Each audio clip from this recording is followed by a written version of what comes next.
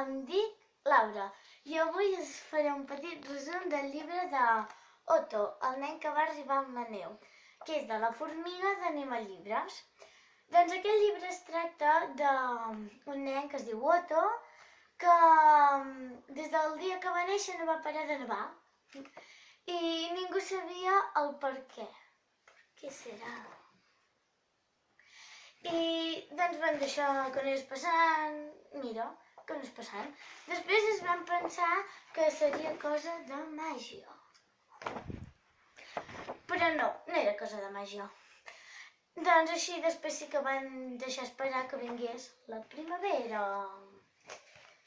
Quan van veure que no venia la primavera, doncs no sabien què fer.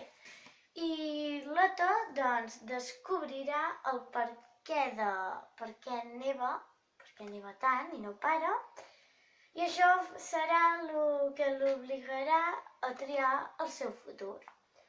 Per últim us vull dir que l'última paraula del llibre és neu.